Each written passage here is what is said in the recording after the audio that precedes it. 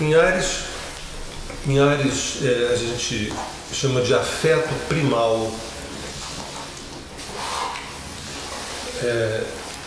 Um impulso imaturo, um impulso ainda bastante primitivo de diferenciação, de manifestação.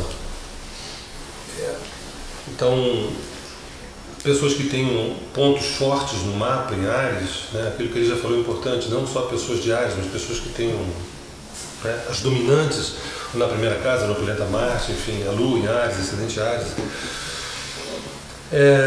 tem um anseio de fazer com que o desejo vença a inércia, o desejo, a vontade, a paixão, né? É um signo de fogo, que não está preocupado muito com as consequências da ação, e sim com o usufruto imediato da ação, né? Então, uma experiência afetiva ariana é uma experiência que tem um time, tem um tempo, tem uma vitalidade, uma vivacidade, tem um entusiasmo, mas nunca a gente associa muito a experiência ariana a uma experiência de longo prazo, né? Porque aquela impaciência infantil, né? Acaba o tesão, acaba a paixão, acaba a vontade, acaba o desejo de conhecer mais, e a gente muda de canal. A gente está nos primeiros signos, os primeiros arquétipos, os primeiros degraus, eles anunciam ainda uma experiência muito verde, muito fresca. A gente, praticamente nada ainda foi integrado, está tudo muito cru.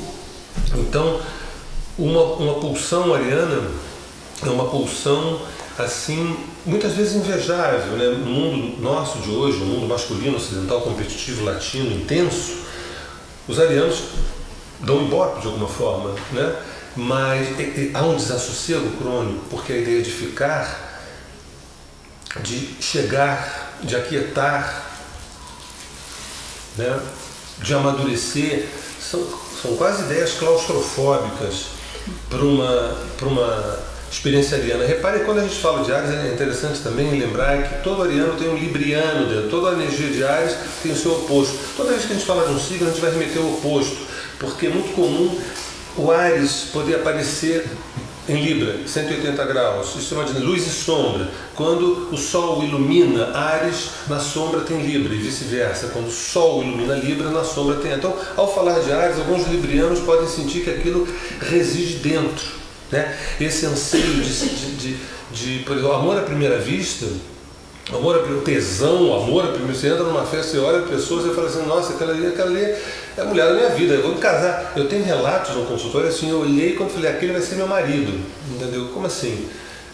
E agora não cabe aqui discutir depois qual foi a qualidade da relação, isso é uma outra história, mas porque também tem uma determinação, porque é um signo que fala de luta, de empenho, né? Mas também quando está muito difícil o negócio, também não vale a pena ficar insistindo muito. Então, a experiência afetiva ariana é uma experiência palatável, do paladar, da delícia. Foi bom, foi gostoso, está sendo legal, não está mais legal, é hora de acabar, né? Existem signos, Áries é um deles, que tem uma dificuldade de amadurecer emocionalmente, né? Quando nós, de um ponto de vista bem material, acha que uma pessoa que tem desejos realiza, o ariano, realmente, a energia ariana fica muito bem na foto. Mas quando a gente fala de usufruto daquilo que foi realizado, conquistei isso, né? Agora, o usufruto, o deguste, o saboreio, aí já é um departamento que Áries ele não sabe como lidar, é um pouco over, é um pouco muita areia para o caminhão da experiência ariana. Evidentemente, isso não vai nenhum juízo de valor, como quem diz, isso é ruim. Escuta, mesmo que a gente condenasse uma criança de 3, 4 anos para não ter a clareza de qual doutorado vai fazer. Entendeu? Porque a energia ariana, os arianos são crianças do ponto de vista arquetípico, simbólico, do ponto de vista dessa grande construção imagética. Áries não tem comprometimento com o tema dele, não é amadurecimento, o tema dele é a vontade de potência, e está de bom tamanho, entendeu? Vontade de nascer, né? Antes, eu vou falar de touro, mas antes de falar de touro eu quero reforçar essa questão que o Sérgio falou, porque é uma dica maravilhosa. A gente vive num universo, no mundo dual, não é?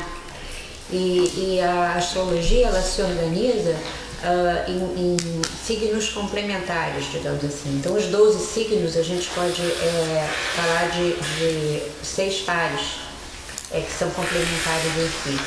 Então, a dica é que se eu tenho um signo, se eu me interessar pelo oposto complementar para desenvolvê-lo, eu vou ganhar tempo no meu percurso também.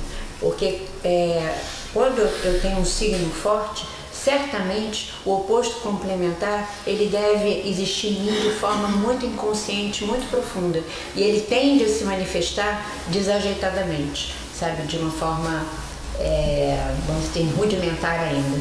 Então, a gente vai estar falando, sempre pensando, sabe, que conhecer o oposto complementar pode ser uma experiência, né, de unidade, né, e construindo a nossa unidade muito interessante e poder ajudar a acelerar a nossa história. Então a gente dá uma rápida cola, caso caia na prova. Caso caia na prova é o seguinte: Áries, Libra, Touro, Escorpião, Gêmeos, Sagitário, Câncer é Capricórnio, Leão, Aquário, Virgem, Peixes. Tá? E é sempre quem estudar um pouquinho. E vice-versa, né? E sempre quem estudar um pouquinho vai descobrir que, né, por exemplo, Áries e Libra, o fogo complementa com ar, o ar com fogo, essa coisa toda, né? O Touro com o Escorpião, a gente vai ver que terra com água com terra. Basta observar a natureza, né? Terra com água flui bem, ar com fogo, fogo com ar também flui bem. Isso vale numa sinastria. Muitas vezes, quando as pessoas dormem à noite, um casal dorme à noite, acordam cansadíssimos no dia seguinte, não porque transaram, simplesmente porque dormiram, entendeu? Dormiram e acordaram cansadíssimos. Aí a gente faz a sinastria, digamos, vamos supor que um seja mega peixes e outro seja mega Áries. Um exemplo. Os dois anjinhos estão dormindo e há um conflito de elementos. Um embate energético, um roubo de energia gigante. E a pessoa não está sabendo. Evidentemente que nada do que a gente disser aqui é definitivo, no sentido, bem, já que o casamento é assim, vocês têm que separar. Se fosse assim, a vida seria muito pobrezinha de espírito. Não. Ou seja, nós temos, a partir da consciência, ferramentas de equilibrar essa sinastria. E talvez esses dois tenham se juntado justamente para um aprender com o outro. Quem sabe este tão fogoso precisa de uma água para se equilibrar e quem sabe esse tão apático esparramado precisa da energia do fogo. E aí tudo caminha melhor, né, a partir daí. Mas então, falar um pouquinho de touro, né, que a gente vai chamar de afeto basal. Touro é a primeira terra, né, e o povo taurino costuma ser estável, calmo, confiável, gentil, pacífico, razoável. Demoram para demonstrar que estão com raiva, são pacientes. O povo de touro são criaturas bastante sensuais e essa sensualidade não é só relativa ao sexo, tudo que agrada os órgãos de sentidos, né? O sabor, o cheiro, a cor, a textura é importante, né? A boa comida. Não é exatamente o signo dos ascetas, né? E o aspecto sensual e sexual das relações é extremamente importante. Um taurino pode ficar numa relação só porque tem um sexo bom, mas se ele escolher ser fiel, porque ele ama aquela pessoa, ele será fiel. Mas se ele não amar, ele pode seguir muito levemente o caminho que o seu prazer está lhe indicando, sem culpa nenhuma, ele vai embora. Ele vai gostar de romance, mas aquele romance daqueles livros antigos, de antigamente, porque na verdade esse povo taurino é bastante convencional e eles vão gostar de todos os rituais antigos do amor, o noivado, o casamento, porque essas coisas trazem para o taurino a sensação de materialidade, de concretude do amor. Vão gostar de dar presente, né? Mas a gente vai perceber que o grande tema, a grande questão dos taurinos é um forte desejo de segurança e de estabilidade, de encontrar um chão, não é? Uma terra que dê uma sustentação. No geral, existe um certo equívoco deles projetarem esse senso, esse desejo de segurança e estabilidade para as coisas materiais e objetivas. Então ele vai achar que seguro é aquilo que se pode confiar, e a gente só pode confiar naquilo que não muda, não é? Que fica sempre igual.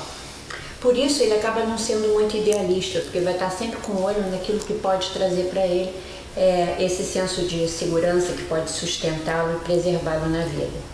Eles são bastante pragmáticos e obedecem uma lógica que é bem sistematizada de maneira bem direta e simples. Touro tem uma coisa simples nele, que às vezes em signos que trazem um pouco mais de questionamentos emocionais e tal, podem provocar grandes desconfortos, porque ele vai dizer, mas por que ele está complicando tanto? Não estava tão bom assim, né? Enfim, eles vão ter então bastante dificuldade de perceber essas correntes emocionais que às vezes podem afetar as relações e podem interferir bastante. Esse senso de segurança traz para os taurinos uma necessidade, ou é muito natural neles, a questão da possessividade. Eles têm um instinto de colecionador, então vão colecionando objetos, né, coisas, prazeres e pessoas também. E para um taurino é muito natural, né, que o ser amado seja sua propriedade, digamos assim. Então numa relação de amor com um taurino que ele ame mesmo, uma relação aberta se torna uma coisa muito difícil, é muito complicado. Ele não vai conseguir se adaptar àquilo. Ele quer, sobretudo, ser feliz com simplicidade.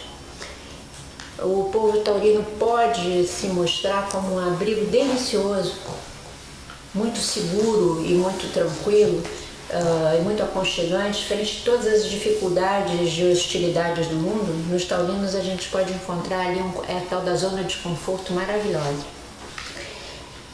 Mas eu acho que a questão básica mesmo, mais importante para o pessoal de Touro, é que se o tema é segurança e estabilidade, os taurinos vão ter que buscar desviar, vamos dizer assim, a projeção dessa sensação de estabilidade, tirar da questão material e objetiva, e na vida, e o amor vai ser um terreno maravilhoso para isso acontecer, a relação com o outro, né? Começar a construir a segurança dentro de si, a partir de si mesmo. Perceber a segurança como aquela capacidade de lidar com a vida porque eu me conheço, porque eu sei o que eu tenho dentro, e quando eu também tenho que lidar com alguma coisa que eu não sei, eu também posso pedir ajuda, eu posso me preparar. Então, quando o taurino começa a construir essa segurança, essa estabilidade dentro de si, aí ele vai estar pronto para estar vivendo o amor da maneira que na verdade o traduz, e é essencial mesmo, que é de uma maneira calma, né? E vai poder oferecer para os outros, né, esse seu encanto, vamos dizer assim, aconchegante, sensual, e ser um chão fértil pro amor brotar vigoroso e viçoso, não é?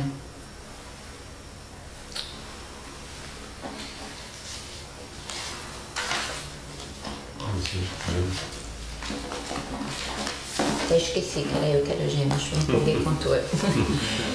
Depois de Touro, a gente vai encontrar o signo de Gêmeos.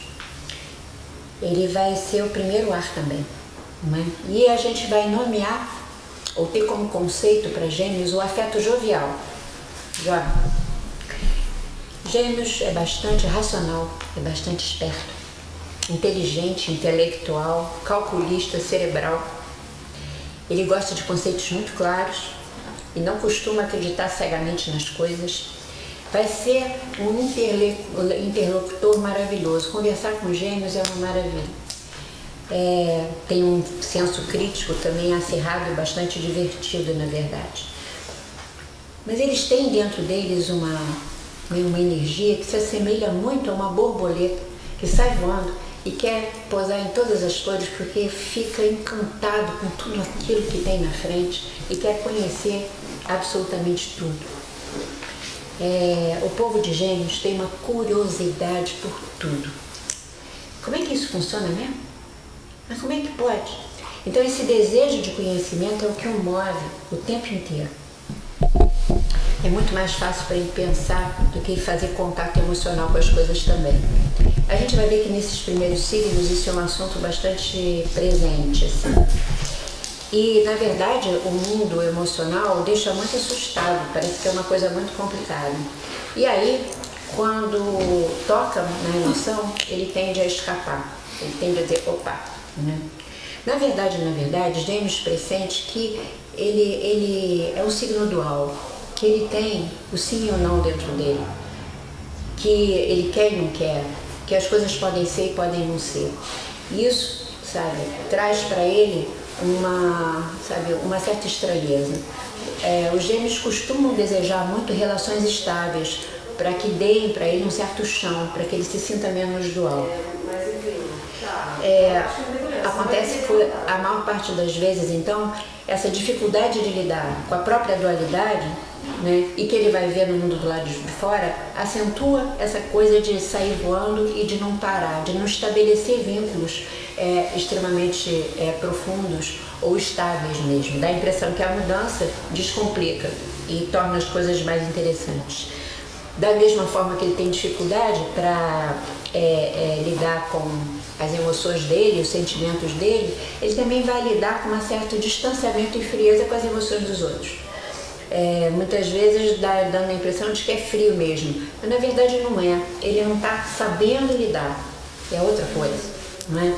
Coisa que ele vai ter que correr atrás, ou bem ou mal. Gêmeos, então, ele faz a síntese da exploração, né? Desse querer saber e explorar as coisas, a vida, as pessoas com vitalidade e com alegria. Ele vai precisar muito conhecer o seu gêmeo, o seu outro lado, muito mais profundo, que vai dar trabalho, mas é o lado que é mais maduro, é o lado sensível que ele traz lá dentro também. De certa forma, ele vai ter que se tornar amigo do tempo, porque parece que Gêmeos traz dentro de si uma ideia de que ele não pode perder tempo, que o tempo vai engolir, vai destruir a vida dele. Então ele vai ter que se tornar amigo do tempo, não é? E aí ele pode se tornar o verdadeiro Mercúrio alquímico. Vocês sabem que na alquimia, Mercúrio, que rege Gêmeos, né, é um elemento fundamental.